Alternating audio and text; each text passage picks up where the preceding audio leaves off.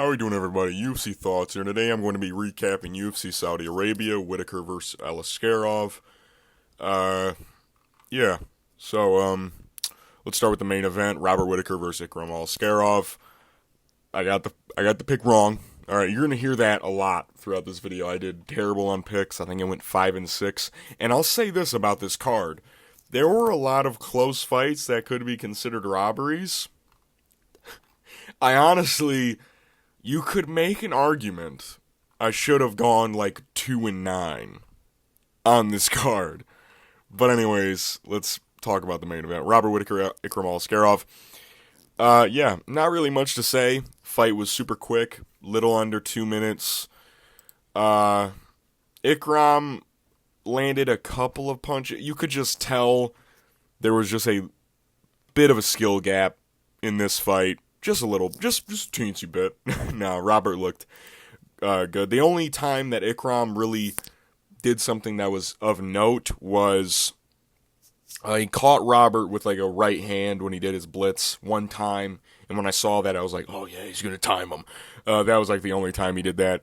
Ikram kept trying to feint his left head kick, which is something that I brought up would be a weapon of his, but Robert read that.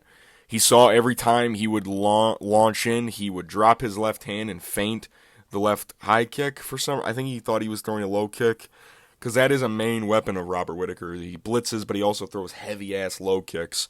And Robert clipped him with a right hand right on his jaw, and Ikram started doing a little chicken dance. And yeah, he got knocked out. I feel bad for Ikram a little bit. You've got to feel for him. He's an unranked guy, a lot of pressure on him. I mean, for Ikram, for his third fight in the UFC to be only a plus 120 against Robert Whitaker shows a lot of people, I'm not going to say myself, but a lot of people were thinking that he could make it competitive. Yeah, it was too short to see like what his actual skill range is.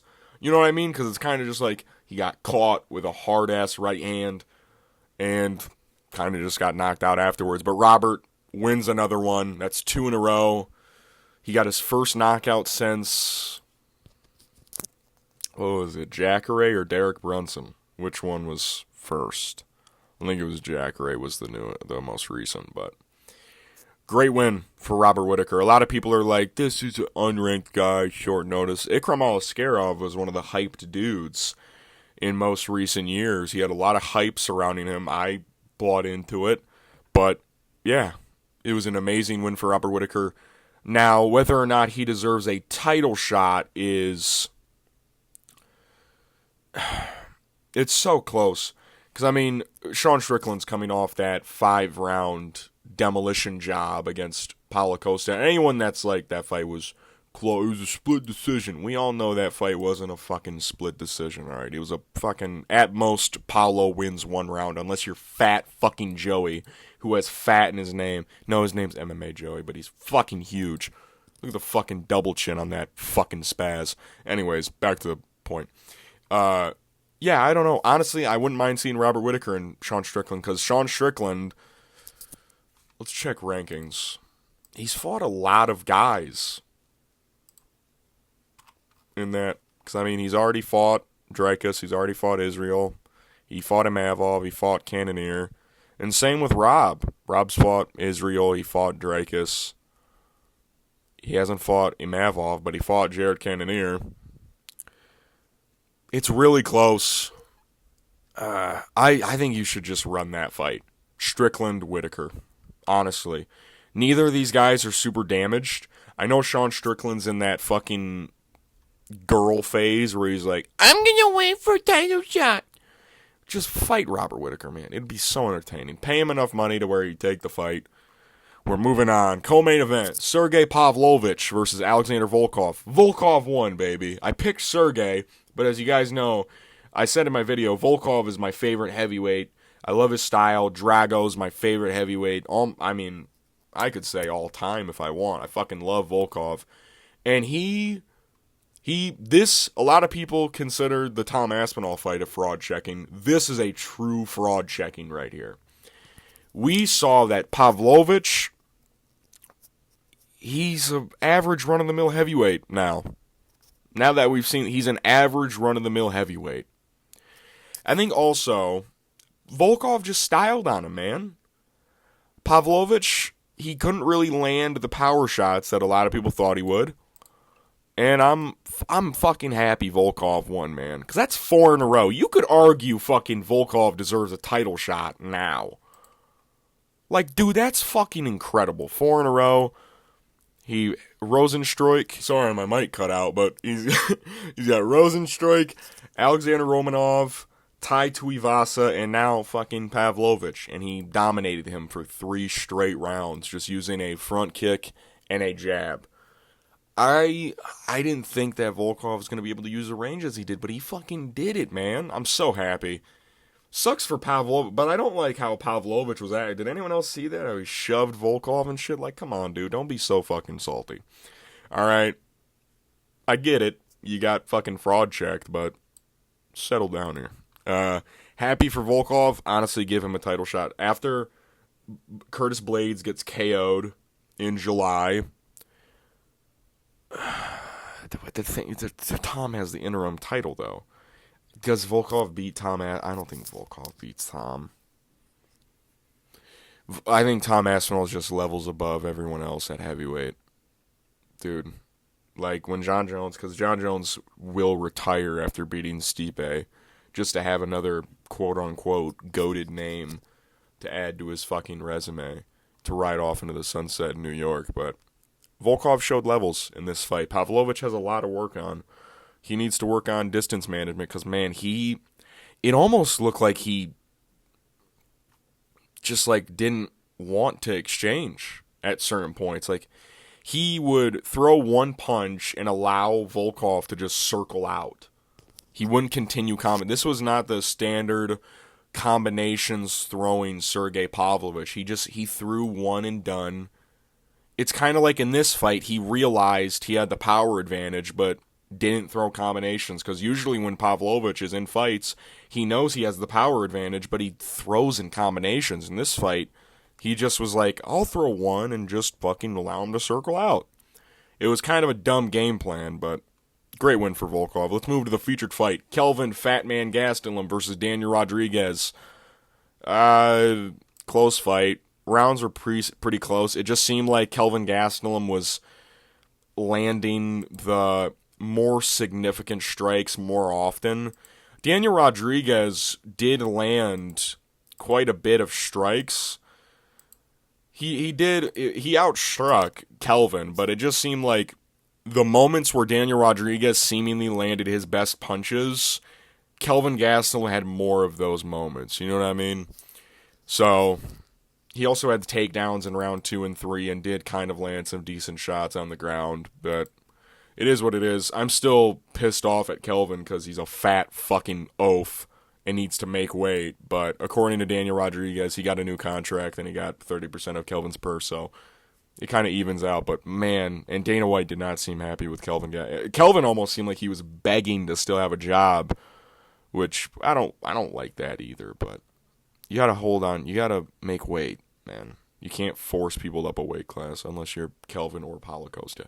Anyways, we move. Sharabutin Magomedov, Antonio Tricoli. I don't even really know what to say about this fight, if I'm being honest. Shara got the finish in the 3rd round. He was outstriking Antonio Tricoli the entire time. Antonio legit had no moments of success on the feet. Besides, like, the first 2 punches he threw that were really hard right straight hands. Shara Bullet, again, shows that he can get controlled in the clinch pretty easily. I get Antonio Tricoli's a big fucking guy, but Antonio Tricoli was there to get hit. That's what he was standing there to get punched in the fucking face. And Shara seemingly really couldn't capitalize that until the later rounds. So, and we also did confirm from Dana White that Shara, even though he's not fully blind in that one eye, it doesn't look like that will fly in U.S. and other nations. And people are like, well, what about Michael Bisping? There's a difference between Michael and Shara. With Michael Bisping, they had no idea that Michael only had one eye. That was they had no idea that Michael was blind until after he retired and was like, by the way, guys, look at my fucking... He fucking pulled out his... Everyone was like, whoa, dude. Fucking Shara, it's hard to hide that one. I mean, it looks dead, right? So we're only going to be seeing Shara in Abu Dhabi and Saudi. But it seems like we're going to be going to Saudi and Abu Dhabi more. I mean, we got the fight night Abu Dhabi August 3rd. And we go to Abu Dhabi once a year in October. That's like a confirmed card every year. We go to Abu Dhabi for the October pay-per-view. But then we're also going to Riyadh, Saudi Arabia for Riyadh season more often. The Prince guy, whatever the Prince, Turk Ali or whatever his name is, he was like, Corto one, Dana. And Dana was like, yeah, sure, dude. So we might see him either in October. I imagine it'll be October. Unless Shara wants to fight, you know what? Get him on that August 3rd card. Actually, that's maybe too close. Let me look at that card really quick. Could we add more fights to that card? 12 fights is pushing it. And also, they would for sure put... featured fight, maybe? This card's pretty decent. Actually, Abdul Karim Al-Sawadi, Guram Kutateledzi, Azat Maksum. They added Cedric Dumas. I forgot about that. Javid Basharat. Chris Gutierrez is low-key a badass fight. Victoria Dudakova. Also, that Prince Turkish Ali guy was like, add women fights next time you come. So we're going to be seeing women possibly get stoned to death next time we go to Saudi. Anyway, but yeah, Shara didn't really impress me too much with his performance. He won against a guy that a lot of people thought he would beat. Kind of just like, he didn't look too great, but he didn't look bad. He looked pretty average, is what I'd say. His kicks still looked fucking incredible. So there's that. We move to the main event. Not the main event. The main card opener. Johnny Walker, Volkan Oezdemir. The new gloves couldn't save Johnny Walker, sadly. So we had to see him get Looney Tune KO'd again. This was one of the more brutal ones, if I'm being... That aftershoot sent him literally fucking stiff. So, honestly, I think Johnny Walker should retire. I'm sorry to say, I think he should... How many KO losses is that for? Is every single one of his losses, besides Nikita Krylov, a KO? I got a bad feeling they're all 6 losses by KO. 4 of which are in the first. He got subbed. That's got to be outside the UFC, right? Yeah. Yeah, he got subbed by Klitsin Abura. He also got knocked out. So he has two decision losses. Who beat him by decision? Oh yeah, Thiago Santos. I totally forgot. That was the first fight I ever posted a fucking pick sheet for. I did really well on that card. I totally forgot about that. Yeah, that was Kevin Holland, Kyle Dawkins. But yeah, back to the point. Volkan, when I was watching the fight, Johnny Walker literally threw like 3 punches in total. 2 of them were jabs. Volkan was cutting off the cage beautifully, got inside every single time he wanted to. The left hook close in. He came so close to landing it so many times, and then when he finally landed it, Johnny Walker, it doesn't even look like they're hard punches. It looks more of like a stance issue with Johnny Walker. It's like he falls over himself every fucking time. He's so big that he just topples over himself. And that's the reason why his knockouts, by the way, that's the reason why when he gets KO'd it looks so fucking goofy. It's because he's so fucking massive that he just tumbles over himself. And yeah, but great win for Volkan Oezdemir, breaks into the top 7. I really don't know who you give him next. Maybe have him and Nikita Krylov fought? They've probably have, right? Yeah, they did. He beat him by decision. Maybe run that fight back. If Nikita Krylov is still alive and kicking, which people say he is because apparently he did like a Russian interview not too long ago, maybe run that fight back. Maybe run him versus Rakic back, actually. Yeah, Rakic coming off that KO against Yuri, put him and Volkan back in there. I think that'd be a fun one. Yeah, I think that'd be good. Johnny Walker should retire. He should not be fighting anymore. It's too many KO losses. It's too many. Too many losses. I don't even know who you'd pair him up next with. Him versus fucking Olberg, if he does, or him versus like Bogdan Guskov. Ooh, him versus Dominic Reyes, actually. I actually don't mind that fight. But, fuck's sake, we might see Dom sleep Johnny. That actually is like a 50-50 gun. That's like a Russian roulette fight. Holy shit. We move. Nasrat Haqparast, Jared Gordon. Honestly, it might have been a robbery, if I'm being honest. This fight probably was a robbery. Jared Gordon, it looked like he landed the better shots in rounds 2 and 3. How much did he outstrike him by in rounds 2 and 3? Wow. He actually just outstruck him by so much in round 2. 79-47. Nasrat Haqparast for sure won the first, right? But round 3 was pretty close, but round 2 was significantly Jared Gordon. I would have to rewatch round 3, but Jared Gordon proves to me again that for some reason this fucking not great fighter can still succeed against guys that I think are good. So, Nasrat Haqparast low-key got a little of his hype taken away from him, but yeah. We move. Muhammad Naimov versus Felipe Lima. Felipe won, dude. He looked really fucking good. Besides round 2, which it looked like he was slowing down significantly, rounds 1 and 3, he looked pretty fucking good, man. That finish was fucking gorgeous. He threw Muhammad to the side and just got his back and fucking started cranking. So, Muhammad Naimov got fraud checked by a lighter man, which is always cool to see. Happy for Felipe Lima, won this shit for his mom, dude. I don't know who you pair him up next with, because he's fighting at bantamweight, I imagine is where he'd fight, because that's what his actual weight class is. I don't know. He looked really fucking good, man. For a guy on short notice, he looked pretty good. And also, if you watch his fights, that striking, he is actually mostly a grappler. The way he won the title in Octagon was by dominating in the grappling. He got the back so many times, dude. This guy's a good fighter. And I said that. I think he's a better fighter than Muhammad Naimov. I just thought Naimov would be able to utilize cardio and be able to pace him, but man, Felipe looked good. Great win for him. I don't know what you do next with either guy. Muhammad Naimov, you probably give him some, because they wanted to push Muhammad Naimov really hard this fight week. I imagine they give him some run-of-the-mill featherweight fucking slop. But Felipe Lima, you could probably give him a closer to ranked bantamweight, if I'm being honest. Maybe one of the Basharat brothers, if you want. Maybe give him like, I'm trying to think. Maybe give like Cameron Simon Felipe Lima, maybe? Maybe? Rinya Nakamura Felipe Lima, anyone? Either of those two guys? Those two great fighters?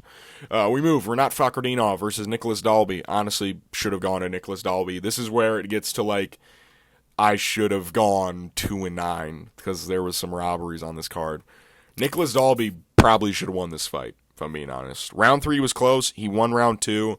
On damage, I'd have to rewatch round 3, but on damage from live viewing, Nicholas Dalby looked like he did more damage in round 3. I would honestly give him round 3 over Renat Fakhretdinov. Renat won round 1 because he got the knockdown, but even then, round 1 was close. Round 1 was pretty fucking close, man. They didn't even give him the knockdown. Wow. So he didn't even technically get a knockdown in that fight. But anyways, Renat, man, I don't know what it is. He's not even that old, is he? How old is Renat? He's only like 31, yeah? 32. Yeah, I don't know. He's looked pretty weird his last 2 fights against old men. Like Nicholas Dalby, for 39, looks pretty good. For a 39-year-old, looks pretty good. Yeah, round 3, he outstruck him like 44-22.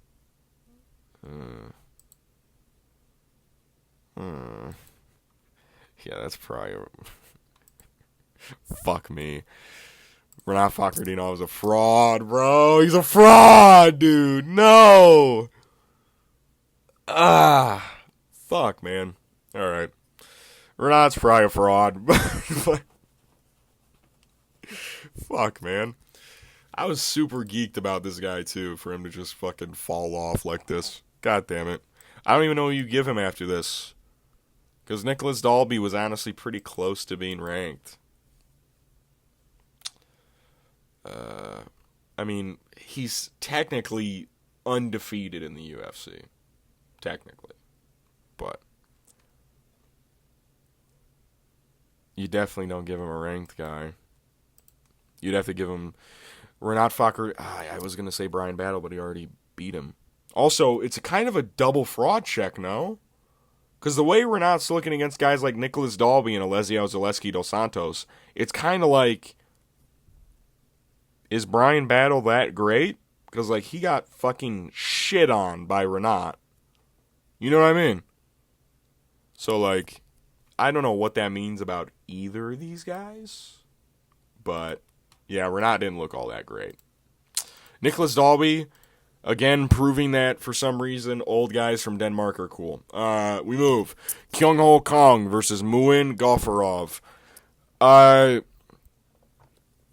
Muin won, for sure. This is a fight that was, like, a for sure good decision win. Kyung-Ho Kong had... Here's the thing. He had moments to where he could have won the fight. He had moments where he could have easily held position and won fights, but he kept doing dumb shit and getting position taken from him. And Muin Ghafarov just had better moments on the feet. He was rocking Kyung-Ho Kong with leg kicks. He landed like a spinning heel kick in like the last 5 seconds that honestly dropped Kyung-Ho Kong almost. So, yeah, it looked like Kyung-Ho Kong just got rocked by almost everything Muin Ghafarov was landing. Muin, for some reason, his grappling isn't all that great, though, for a guy that looks like him. Also, shave that fucking back hair, you orc. You disgusting fucking freak. Jesus. But he looked good, man. But still showed holes in his game. But Kyung-Ho Kong, honestly, he should go back to fucking military service, if I'm being honest. We move. Magomed Gajiasulov versus Brandon Ribeiro. Magomed, obvious, he won. He won this fight. Brandon Ribeiro, again, kind of didn't show a lot of activity in this fight. Kind of looked like he didn't care about losing in rounds 2 and 3. Also, anyone that gave him round 2 should go fucking kill themselves. He got outstruck 33-8. Oh, he got the fucking guillotine. Shut the fucking guillotine. Shut up. If he had the it was such a good guillotine, he would have tapped. You know that, right? Anyways. But that doesn't matter. He got outstruck heavily. Magomed Gajiasulov honestly didn't look as great as I was hoping he would on the feet. Also showed that he has soft calves. Brendan rocked him pretty bad with a leg kick. Not rocked him, but like he hurt his leg really fucking bad. In a weight class where a lot of the top guys have pretty dangerous leg kicks. So, yeah, didn't really put his striking on display, Magomed, but showed that his grappling's pretty good. He has great control, which I liked. He got every takedown he shot. He also got taken down himself a couple of times. So Magomed Gajiasulov isn't as great as I thought he was going to be in his debut, but he won for sure. Against pretty weird competition. But we move. Zhao Lung versus Chung Ho Lee.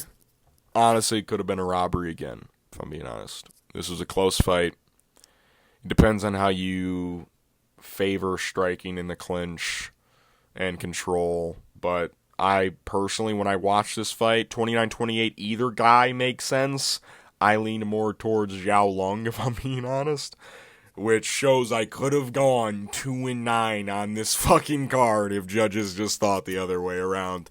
But, yeah, like I said, neither of these guys looks fucking good. Both of these guys, they both looked absolute dog shit in this fuck. They both looked terrible. So neither of these guys is going far. Chung Ho Lee, on his way out, they were like, dude, he called himself the Korean Habib. You went 2 of 9. And you fucking suck. So, yeah, neither of these guys are good. So, I didn't expect anything more out of them. They both kind of are trash. Zhao Lung, have fun going back to the regional scene, kid. We'll see you on the Contender Series come October. Yeah, but Chung-Oh Lee, he's not going to do anything in the UFC, I'm afraid. At bantamweight, fuck no. With that striking and that, fuck no. Watch Chung-Oh Lee become the GOAT of bantamweight. Now that I'm saying, if this guy becomes ranked, I will literally shit myself. Tell you what, Chung-Oh Lee's got heart. He's got a gas tank on him. Not really a gas tank. He's got grit. They both have grit, but man, they both looked so bad. But yeah, on picks, I did terrible. I went 5-6, I think is what I went. Could have went 2-9. I went 2-1 on confident picks. Yeah.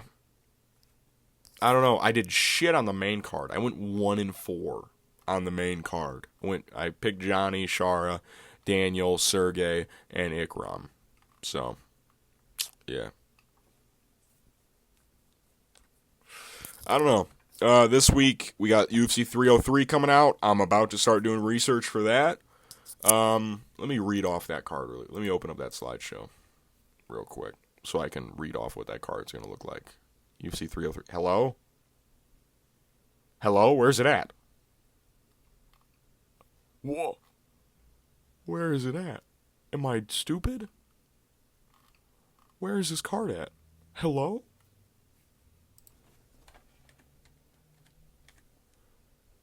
Where is it at? Whoa. What's happening? Where did this slideshow go? There, it literally isn't on my fucking screen on this one. What the fuck? Okay. But, sorry about that. Alright, Ricky Simon, Vinicius Oliveira, insane fight. Ray Soraya versus Carlos Hernandez. I'm going to start doing research about Ray. I'm probably saying his name wrong. I'll have it right by the time the video comes out. But that fight, Ray, from what I remember, he was the guy that looked like he was about to rip somebody's head off on the Road to UFC series. So, Carlos Hernandez is a decent fighter. Andrei Arlovsky, Martin Buday. We're going to see the fat gamer guy, Martin Buday, back in the cage. Let's go. Andrei Arlovsky's retiring. Michelle Waterson-Gomez, Jillian Robertson. It's company mandatory. Peyton Talbot, Giannis Gumori. We're going to see Peyton Talbot get a murder. Charles Jourdain, Joan Silva. That fight's nuts. Cub Swanson, Andre Philly. That fight's pretty deep. For some veterans, that's a pretty cool fight. Joe Pyfer, Marc-Andre Barrio. I think that's the featured prelim, no? Yeah. That's a pretty cool fight. Joe Pyfer getting back in the cage after the Jack Hermanson fraud checking. Started the main card, Ian Gary versus Michael Venom Page. Insane fight. It might be boring, though, if I'm being honest, but should be cool. Mauro Bueno Silva, Macy Chasson. I don't have a face cam, but the face I just gave, you get what I'm saying. Anthony Smith, Roman Dolidze. What the fuck happened to Jamal Hill versus fucking Khalil Roundtree Jr., dude? This fight, neither of the fucking guys are even fighting anymore. Like, dude, what is it? Went from Jamal Hill, Khalil Roundtree, insane fight, to Jamal Hill versus Carlos Ulberg, insane fight, to Anthony Smith versus Carlos Ulberg. What is this? To Anthony Smith versus Roman Dolidze. Roman Dolidze isn't even a light heavyweight. He's a middleweight moving up a weight class. What is this? If Roman Dolidze wins this, I will be in fucking a fit, dude. Brian Ortega, Diego Lopez, insane fight. And of course the main event, Alex Pereira versus Yuri Prohaska, insane rematch. UFC 303 is going to be a fucking insane card. It isn't what we wanted with the Conor McGregor return, but this is, some would argue, even better. But nothing's going to be able to top a fucking Conor McGregor card. Let's be honest, all right? This card, like, fight-wise, is probably better. I don't know, Anthony Smith, Roman, let's say replacing fucking, it's not that great, but Alex Pereira, Yuri Prohaska, and Diego Lopez versus Brian Ortega. Both insane fights, but let's be honest, nothing tops a Conor McGregor fight week. So, yeah, that was me recapping UFC Saudi Arabia with some other stuff added into it. I did dog shit on picks, but it is what it is. We move on. I'll try and get another video out. I know I've said that for like the past 3 weeks now, but I just haven't had motivation for some reason, but that's besides the point. I'll try and get a fight out. Not a fight. I'm not fighting, Jesus. I'll get a video out for you guys. And I'm also going to try and get my PC set up to where I can record videos on my PC so it just looks better and it sounds better. Because I'm going to keep it $150 with you guys. If you guys even watch deep into these videos, I'm recording this on fucking Apple earbuds. Alright? So I'm going to try and get a boom mic, a boom arm. Get that set up, start recording off of OBS. See if I can get that shit going. But yeah, if I can't, then it is what it is. Who cares? But yeah, I've seen a lot of views recently, so thank you guys for that. Thanks for all the support. My recent videos have been doing pretty decently. But yeah, thank you guys for watching. If you liked it, like the video, give a comment. If you guys have any opinions on something that I said, I will respond to every comment. And then subscribe if you guys want to see more content from me. So yeah, I'll see you guys either for my picks and breakdown of UFC 303 or another video in between. It's probably going to be picks and breakdown if I'm being honest, but I'll see you guys then. Peace.